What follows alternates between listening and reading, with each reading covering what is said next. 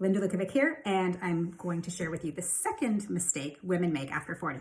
I shared the first mistake yesterday. You can grab that below. What is the second mistake? Well, they exercise too much. Hear me out. These people are thinking that they can't address that belly fat or that weight gain just through food, so they start exercising more. So they join boot camps. They join 30-day challenges.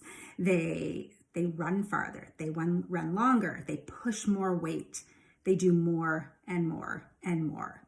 But at the same time, they're slightly feeling fatigued, right? They feel like they're getting more hard on themselves because they're exhausted and they just don't feel as if they're motivated. You could fall into one of those two camps or both. So this is very common in the clients I see. They just keep doing more of what used to work for them before 40, right? Probably these people are athletes. They've always been very fit. They've always been very active. So they think that they can just keep doing more of what they've always done and it should work for them. But here's the thing, after 40, things shift in your body. Without getting into too much detail, your metabolism changes and a lot of women move into a state of metabolic chaos, all right? And so exercise can be one of the worst things for you.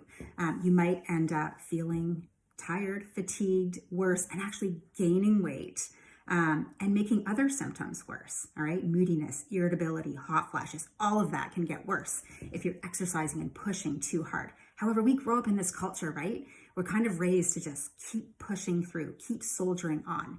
So you know what I'm talking about, okay, if you're that person. So hear me out. I'm going to just share a quick client story about how we kind of shifted that mindset for someone. So someone came to me and they wanted to address their belly weight gain.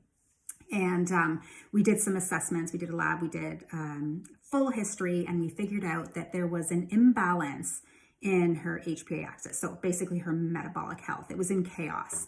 And so one of the very first things we did was we took away the intense exercise. She needed to heal first, because if she kept at that pace, she would have ended up in a way worse place, right? Depression, anxiety, major fatigue, burnout, all of the things, right?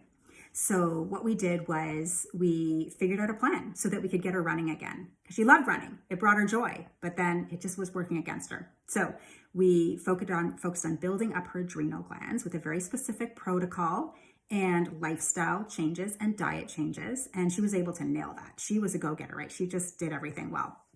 And so she ended up walking more, getting into nature more, and she started to heal, right? So we corrected her sort of thyroid and adrenal balance. And note, one little symptom that was a pleasant surprise for her that shifted was she no longer had cold hands and feet, right? It's really classic when the adrenals are off that the thyroid is off. So anyways, it was an amazing story. She is running now. So we got her there, but had we amped up her running in the beginning, when she first came to see me, she wouldn't have lost that belly fat.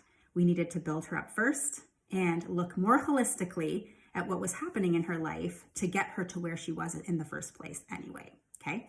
So that's just one story of how people make mistakes, right? We think that what's worked in the past is gonna work for us, but that is the second mistake women make. They push too hard with exercise.